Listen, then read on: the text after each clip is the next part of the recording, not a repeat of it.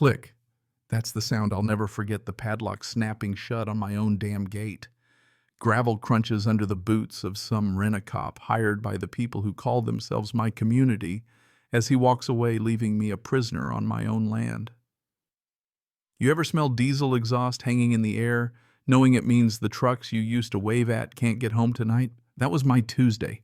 Picture this, because you really need to get how wild this gets. I'm Ezra Blackwood. I'm 58, a widower, and the stubborn streak in me is as wide as this mountain valley. All my life I fought for this patch of land my granddad carved out of the wilderness with nothing but a stubborn mule and his bare hands.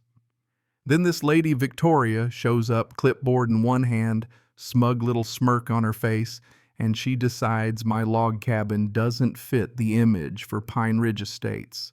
The next thing I know, she's the HOA president, and she's locking me in like I'm a squatter on my own dirt. Big mistake. Because what Victoria never bothered to check was who actually owns the bridge, the one and only bridge connecting 47 houses up here to the rest of the world. Spoiler alert, that would be me. Let me back up a second. 6 months before that, click, my world had already fallen apart. My wife, Margaret, my anchor for 40 years, passed away. The city felt emptier than the moon.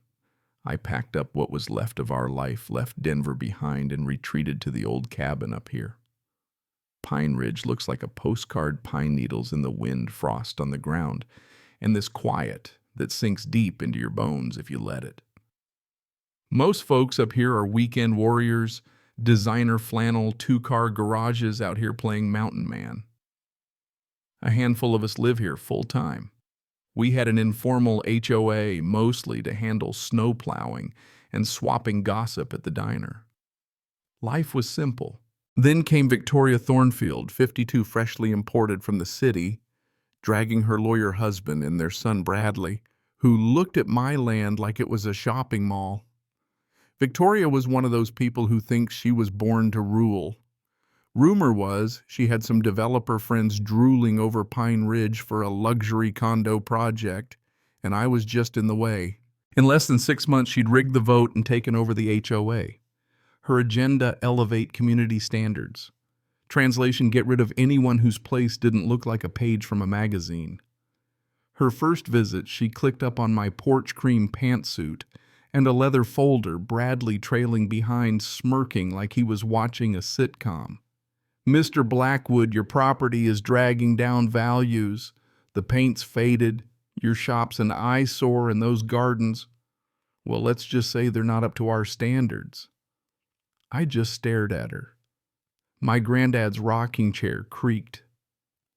This place has seen 3 generations war heartbreak gardens that fed families through rationing and recessions.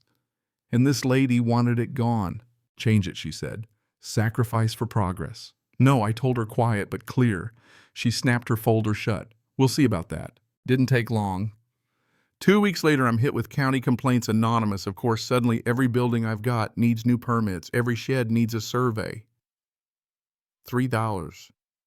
$200 in fines for buildings older than half this community. You know what I mean? It was her first shot across the bow. But what Victoria didn't know is that Blackwoods don't back down. Grandpa fought claim jumpers. Dad stared down water thieves. Me, I learned from the best. A couple days after I paid those bogus fines, Victoria shows up again, this time with her brother-in-law, a surveyor. Except he's got all the accuracy of a drunk with a yardstick. I watch him set up his little tripod on what is damn well my side of the line. We're just fixing a boundary confusion, he says. According to our equipment, you've been encroaching on green space for years. I laughed, couldn't help it. My property line's older than his high school diploma. Sure enough, by sunset, a crew's driving post for a new privacy fence 8 feet tall, 15 feet into my yard, cutting off the old family trail, blocking sunlight from the workshop window. Each blow of the hammer felt like another dig at Margaret's memory. Around 3, Mrs. Holloway, my neighbor, brought coffee and a worried look. Ezra, this isn't right. That fence is on your land. But we're with you. She glanced at Victoria's place curtains, twitching, then hustled off. Nobody wanted to be seen on my side. That night I called Tom Becker, the best surveyor in the county. Cost me $800, which hurt, but by Friday I had proof that fence was deep in my property. Now here's where decades of engineering work pays off. You learn to love old paperwork. Grandpa kept everything. One Saturday I'm up in the workshop digging through old file boxes, and I find a mining claim from 1943 plus something called an exclusive easement for bridge and road maintenance. Monday, I'm at the courthouse shaking hands with the clerk, double-checking those records. Sure enough, every deed since 1978 refers to E. Blackwood Estate as the owner of the bridge. Victoria's little power play just gave me a trump card. She wasn't done, though. Called an emergency HOA meeting, accusing me of flagrant encroachment. The community center was full of people trying not to look at me. Victoria ran the meeting like a hangman presenting charges. Mr. Blackwood owes $500 a month in fines until he complies. I stood up, hands shaking not from fear, just from the effort of keeping calm. Victoria, you might want to check who owns the only road you drove over tonight. The color drained from her face. The next week my mailbox gets targeted, needs to be standard, which coincidentally means buying one for $340 from Bradley's landscaping company. Nepotism at its finest. I built my own cedar and bronze way over code. Rejected for being unprofessional. Garbage pickup skipped. Pete, the driver, apologized. Victoria had called his boss. She's making life hard for you, man. Then the fire marshal shows up, anonymous complaint about my firewood pile. This is the cleanest stack I've seen. He laughs. You've made an enemy. And here's where fate steps in. Victoria badmouths me at Murphy's Diner, but a property rights attorney, Sarah Chen, overhears. She calls me. Ezra. I smell a harassment case. Want to talk legal strategy over coffee. While Victoria's bullying, I'm building a case, recording every word, documenting every meeting. Colorado's one-party consent, by the way. I dig through HOA minutes, find a pattern. The Kowalskis, Mrs. Patterson, the Garcias bullied out one by one. Victoria isn't just mean, she's systematic. Sarah's audit uncovers something huge. Pine Ridge Community Infrastructure, LLC. The shell that's been maintaining the bridge to the tune of $180,000 a year, guess who owns it? Victoria, of course. Over 15 years, that's $2.7 million. She stole in plain sight, plus all the community funds siphoned through fake contracts to her family. That's not HOA business anymore. That's racketeering, wire fraud, embezzlement. I let the pressure build. At the next HOA meeting, Mrs. Holloway marches in, followed by a bunch of quiet residents who've had enough. She calls out Victoria for bullying. Ezra is a good man, and we all know it. Victoria's mask slips. Her voice shakes. My friends stand with me. For the first time, Victoria looks scared. She tries to double down, installs an electronic gate, boots me out of my own land with a system error. Security guards, cameras, codes that just don't work for you, Mr. Blackwood. I call Sarah. She's already filing for injunctions. Sheriff Martinez arrives, takes one look and says, "Ma'am, that's false imprisonment." Victoria argues. He just points to the handcuffs on his belt. The next 48 hours, federal auditors, forensic accountants, subpoenas, her little fiefdom starts crumbling. Turns out Victoria's family ran Pine Ridge like a crime syndicate. Her brother-in-law's survey firm billed $200,000 for work. Bradley's landscaping business got $150,000 for flowers that never existed. Marcus, the husband, pocketed $89,000 in legal fees. The total haul north of $3.5 million. The sound of shredders running at midnight from Victoria's place tells me she knows it's over. The community wakes up angry and organized.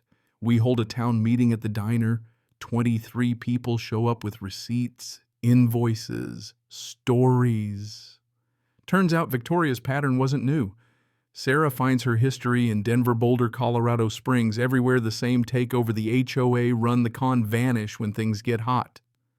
County officials, TV crews, and even a true crime podcast, everybody wants a piece of the story. Victoria panics, tries to dissolve the HOA overnight, thinks if there's no organization, there's no crime. Too late. County Commissioner Walsh shows up at my place, hat in hand, wants my help rebuilding. Friday's meeting is a zoo, 200 people crammed into a room for 50 news cameras everywhere, and Victoria walks in like she owns the world. She starts her speech about dangerous elements, but the crowd shuts her down. Mrs. Rodriguez waves her evidence packet. "We know about the fake bills, Victoria." The sheriff steps in. "You have the right to remain silent." And that's the sound of real justice, metallic final. Victoria goes to jail. Marcus files for divorce. Bradley's landscaping empire collapses, and Pine Ridge starts to heal. My bridge sold to the community at fair market value. The money goes to a scholarship fund. Her mansion, now a park full of laughing kids and honest people. The new HOA runs on open books and honest contracts. Property values rise. New folks want in for the transparency and real neighborliness, not just the view. Funny thing, my isolation turned into community leadership. My workshops where people come to talk, argue, and figure things out. Even Sarah and I start to spend more time together sharing stories about loss and new beginnings. Pine Ridge becomes a symbol. A law gets passed in Denver requiring HOA audits. Our fight is studied in law schools, and a filmmaker options our story for a documentary. The irony, Victoria's embezzlement ended up sending 3 local kids to college. Last I heard, she's out of prison, banned from ever running another board, working retail, and living in a studio apartment. The mountain feels lighter. Mrs. Holloway's sister and I bake pies for fundraisers. The scholarship keeps growing, and the bridge, well, it finally connects honest people again.